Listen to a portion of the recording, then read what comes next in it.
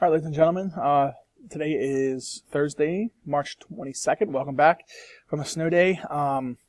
Today's bell ringer actually take a look at the geography that we went over on Monday, the geography activity that we did, and also the battles that we researched together as a class on Tuesday. What theater is this one mostly fought? Now, there's two theaters of operation. One's called the ETO, and the other one's called the PTO. It deals with both enemies that the United States is going to face here during this particular war. Obviously, we talked about a lot of the first theater with the German enemy, and kind of see what that's all about. But then this is a theater that's asking you what, based on where this is at, where this war is taking place. If you can see with the bell ringer here, on the pictures of the bell ringer, and then also some of the images on the right here as well. You know, where is this mostly taking place? So if you want to get your answer down, we reviewed this as a class today a little bit, but then we got this answer down. With the 2 hour delay days, we kind of shortened up, so we kind of got the answer down quick, and then we moved on. All right, so get your answer, pause the video if you want, and then we'll move forward here. All right, so get your answer down on the bell ringer sheet. Again, there's no right and wrong answers for these bell ringers. Just give me something that you believe in terms of where this is at. All right, so pause the video, and you can continue on after you're finished writing the answer. All right, now that you got everything back, we did go over the battles worksheet at Pacific. If you want to see a copy of this, I have a copy with me in class. You can set up, and also you can talk to other students who did get this down as well. So, you know, by all means, get everything that you need here from your classmates, or I can give you the key that I have you can use to the best of your abilities as well. So, next what you need to do is go down to my Canvas page. If you go, I'll kind of show you here. World War II section, all right? You go all the way down to the bottom of this page. You will see the section for the 22nd on ending the war in the Pacific with the notes that we have here. So download this guided notes worksheet, print it out, and you can get some of these notes based on here. And then I'm going to make the video for the YouTube channel right now. All right, so let's go back to this, set it up. Anyways, what the Japanese need to advance to get these resources. Now, after we talk about these battles, we have to get the playing field of this war in terms of what the Japanese are trying to get and how the Americans respond to that. That's what this is essentially all about, all right? So the Japanese obviously need resources to get to and to make its military powerful. They use oil from the Dutch East Indies and then rubber from British Malaya. These are the two resources they need. And again, the oil and the rubber section, those are the parts you need to enter here. They also attacked a number of Allied colonies throughout this particular campaign, including those at Hong Kong, Singapore, Dutch East Indies, Malaya, and Burma. You can pause the video here because I know these right down here will take a little bit longer to write, so pause it to get these, and then you can continue forward. But I'm going to keep moving on here, all right? Okay, just to give you some locations, you can see where these are located with Hong Kong, the first one circled. There's Malaya, Dutch East Indies, and then Burma. There's some of the locations that the British own some of these territories here. The Dutch own this section down here. So there's a lot of territory here that the Japanese took from Allied occupiers. And you can see all the rest of these islands around here as well that the Japanese are able to utilize. Now, continuing onward, the next step in this process is when the Japanese take these islands, they need to take the next American occupied force, which is right here in the Philippines.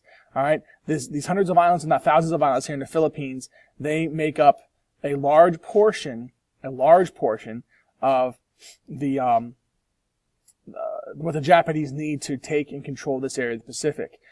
So when we look at this area, this happens on December 8th, 1941. So the day after Pearl Harbor, the Japanese knock out the American fleet. They now take the Philippines and the American bases that are in the Philippines. All right, so they attack and overrun U.S. and Filipino defenses. And after several months of fighting, it starts December 8th, and it's not done until probably till February. After several months of intense fighting, 76,000 troops are in total captured by the Japanese, and they're taken as prisoners of war. Now, what's important to mention here is that these POWs are marched in brutal conditions for 60 miles in what's known as the Bataan Death March. This Bataan Death March is one of the first few signs of Americans knowing what Japanese will be capable of if they ever get captured by Japanese forces fighting this war. So obviously the Japanese take this war very personally. They show a lot of honor. At least they want to give their families honor. So defeating an enemy that is attacking their homeland will give them that. So they want to punish those who are attacking those. And this punishment is led through this Bataan Death March. And a lot of the other treatment that we see the Japanese take hold over the rest of this war is exemplified here in this march. Now, this treatment of these soldiers goes against what's known as the Geneva Convention rules. So pretty much what the Geneva Convention is, it's in Switzerland.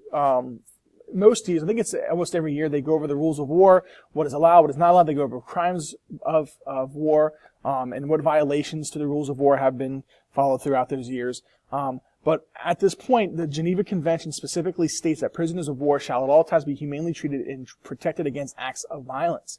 If you're a prisoner of war, yes, you're an enemy. However, you are guaranteed the rights as prisoners of war. All right. So now for the Japanese, they don't really follow these because they see prisoners of war as terrorists, meaning to terrorize their homeland, their women and children, and they have some goals in terms of what they want to achieve there. So they believe that prisoners of war should at all times be humanely treated and protected against acts of violence. And the Japanese don't follow this whatsoever, because the Japanese believe they will win the war, and then these acts of violence will be protected.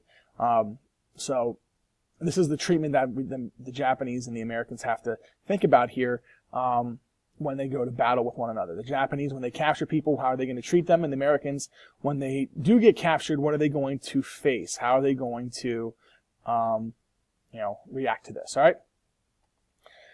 So this is the Bataan Death March here. As you can see, the island where most of these soldiers are taken from is Corregidor. This is where the Japanese begin to attack to really take the bulk American force. There's 76,000 troops in this little island here. But what happens is they begin to go, once these soldiers are captured, they finally surrender, and the Japanese take most of the Philippines at the surrender of this. But on foot, these soldiers are led up the coast of this peninsula here. All right. Where prisoners are shot, they beg for food, they try to get water, their conditions are completely inhumane, and then they are also marched, and some American soldiers are beheaded for not following orders from what the Japanese are giving here. Again, the Japanese, as captors, are not the kindest in the world and will torture people if needed. Then they take these, a railway line, several hundred miles up the coast, actually not several hundred, but like maybe 20, 30 miles up the coast here. And then they take them to Camp O'Donnell from the rail yards. So this is where Americans from Corregidor are kept, and this death march is really the first instance, but not the only instance of the Japanese cruel intentions throughout this war. All right.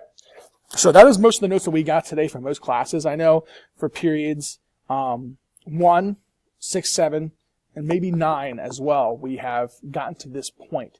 But if you did not get to this point, obviously you can get these notes yourself. We will get these the next day if we did not get to this point. But I will pick off with the next slide tomorrow. So please make sure, if you haven't gotten to this point yet, come back to this video tomorrow at the end of it. But you can get your notes regardless here at this time. All right? We have a great day, and I will talk to you tomorrow. Have a good Thursday.